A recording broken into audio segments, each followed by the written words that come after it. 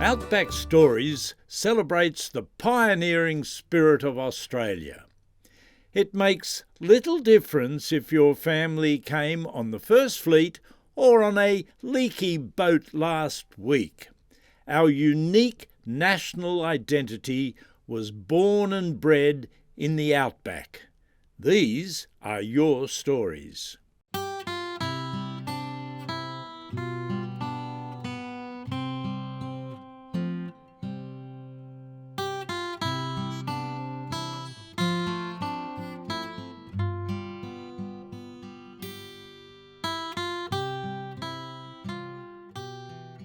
The Australian outback was brought together by the rattle and roll of the wheels of the Cobb & Co. coaches.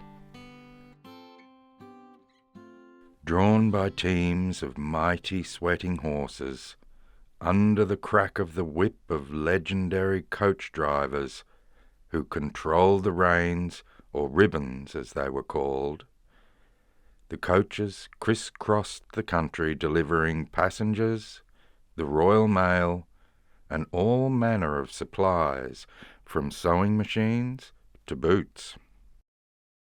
The arrival of the Cobb & Co. coach typically created excitement. Returning family, visitors, workers, newspapers, letters and parcel deliveries.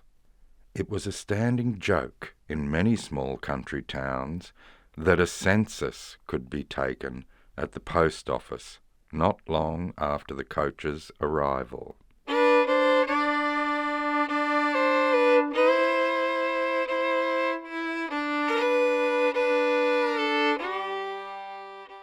Cobb & Co.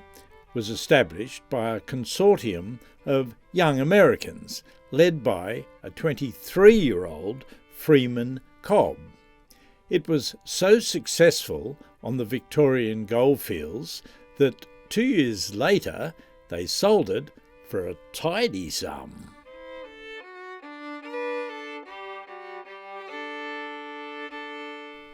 The company changed hands several times, and, because of the sheer size of Australia, competitive coach services were established. Their combined horse tracks paved the way for the railways and townships.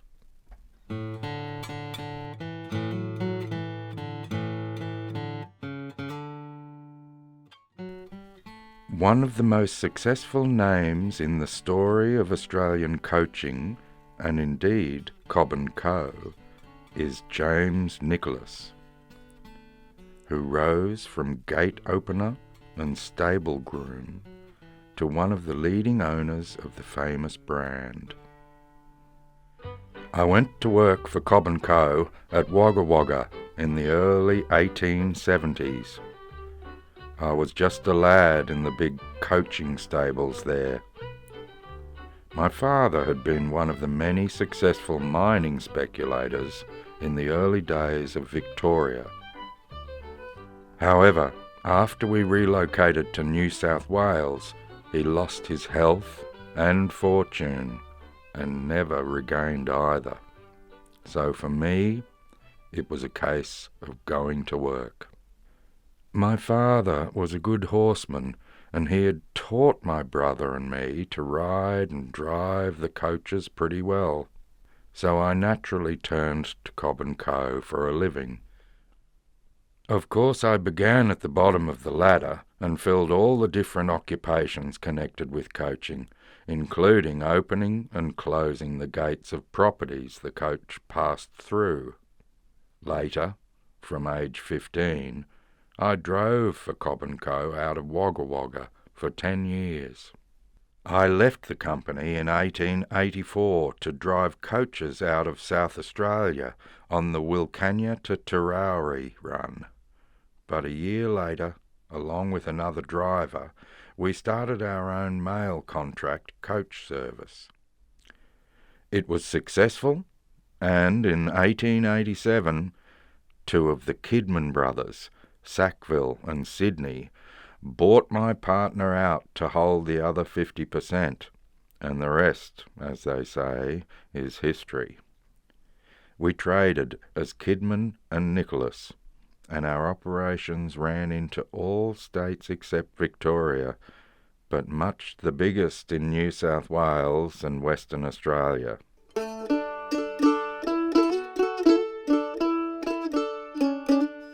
James Nicholas progressed from stable hand to driver, agent, manager, part owner, and finally co-owner of Cobb & Co. out of West Australia.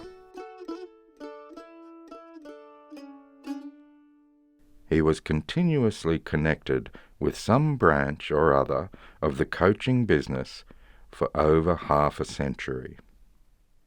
Jimmy, as he was usually known, was a crack horseman, coach rider, and enterprising businessman. By the 1880s, the colony of West Australia was booming. Nicholas was expanding his coach business, and his partnership with the Kidman brothers proved successful, with Nicholas negotiating the mail contracts and managing the coach services, while the Kidmans handled the all-important horse supply.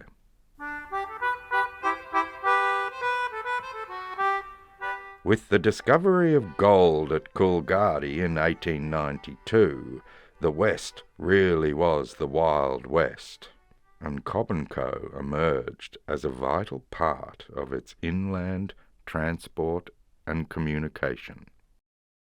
Jimmy Nicholas was fond of Australian bush poetry and never travelled without a collection of old verses.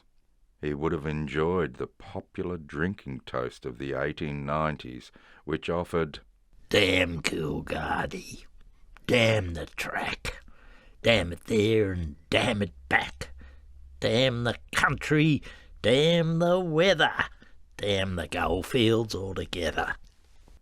The Kidman and Nicholas Cobb & Co.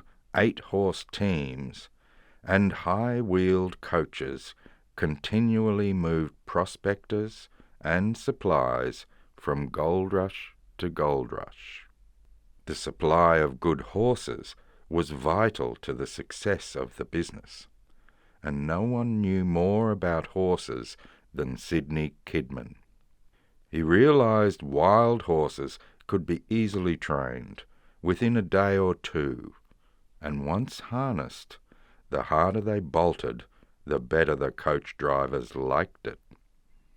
The trick, he said, was to have a good, solid leader horse. The other important factor was water and feed for the stock. Sid Kidman knew about both. At one stage in 1908, the coach service looked like it was about to fold. There was a severe drought. And then Nicholas and Kidman came across the idea of using camels, and they purchased 500 camels, raised a few eyebrows, but they managed to get the mail through. The men on the driver's seat of Cobb & Co.'s coaches reputedly feared nothing. They battled wet weather, which turned tracks into boggy sludge, blinding dust storms where vision was restricted to a few yards, and millions of flies intent on driving both man and horse mad. In the early days, bushrangers regularly bailed up the gold escort coaches, yet, against all adversity, the Cobb & Co. coaches kept tightly to their timetable. Interestingly, whilst bail-ups were common in the eastern colonies, Cobb & Co. WA never experienced a single bushranging attack. Night travel was usually fraught with extra danger and discomfort. Sitting on the exposed box seat of a coach was bitterly cold. In winter, the cold was almost unbearable, It was a marvel how the drivers endured it night after night.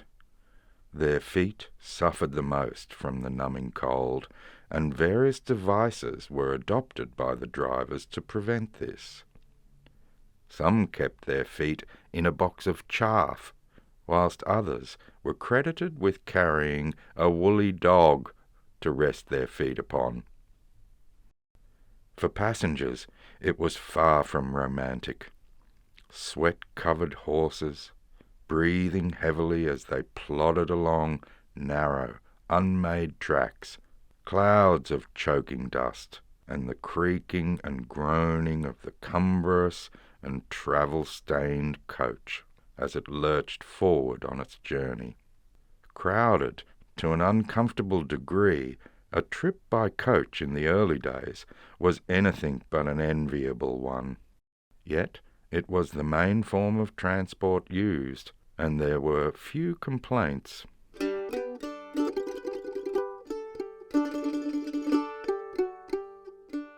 One of the best-known Cobb & Co. coaches was Leviathan. It carried up to 89 passengers and was generally associated with the legendary whip Ned Cabbage Tree Devine. This monster coach, built in Ballarat in 1860, was usually drawn by 16 horses, with Cabbage Tree Ned as the driver. One of its main runs was in transporting shearers in western New South Wales.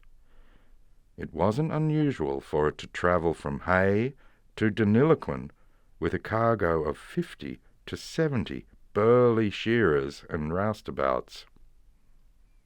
Ned's fame included transporting Stevenson's first English 11 cricket team in 1862 from Melbourne to Geelong, behind 12 white horses, and 6 years later he was deputed to carry, as his distinguished passenger, the Duke of Edinburgh.